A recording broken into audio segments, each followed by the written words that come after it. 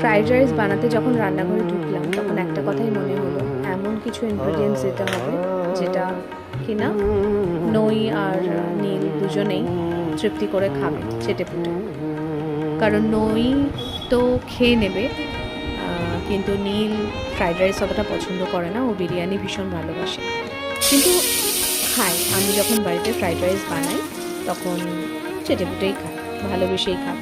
কারণ আমি না অত দোকানের মতন করে ওভাবে রান্না করি না, আমি খুব সিম্পল তেল কম দিয়ে যতটা মানে দেওয়া প্রয়োজন, কারণ খেলে যাতে মেয়ের শরীর খারাপ না হয়, কারোরই যাতে শরীর খারাপ না হয় সেভাবেই করার চেষ্টা করি।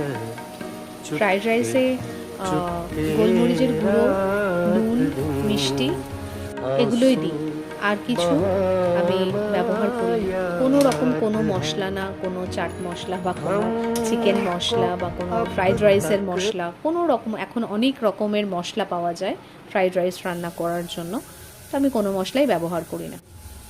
তা ফ্রাইড রাইস হয়ে যাওয়ার পর চিন্তা করলাম যে চিকেনটা দিয়ে কী করি, কারণ যেভাবে চিকেনগুলো কাটা ছিল সেটা ছিল কারি কাট করা ছিল, মানে মাংসের ঝোল করার চিকেন ছিল।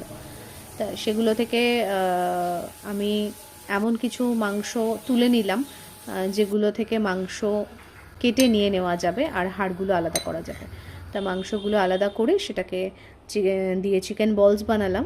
আর চিকেন বলস বানানোর রেসিপিটা যদি জানতে চাও তোমরা, তাহলে আমার আগের একটা ভিডিও আমি বানিয়েছিলাম কিভাবে আমি চিকেন বলস বানিয়েছি, সেটা সম্পূর্ণ প্রথম থেকে শেষ অবধি একটা ভিডিও রয়েছে, তো ওটা দেখলে তোমরা বুঝতে পারবে যে চিকেন বলসগুলো কীভাবে বানিয়েছিলাম।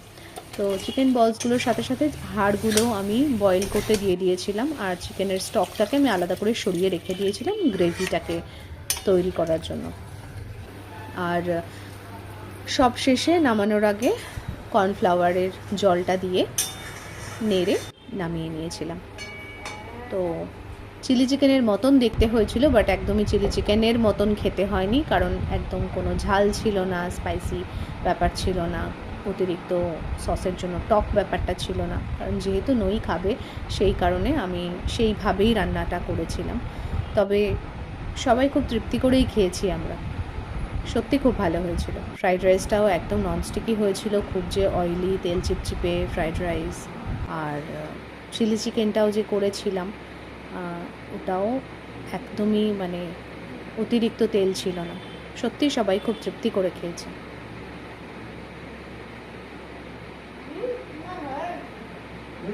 সত্যি দারুণ হয়েছে।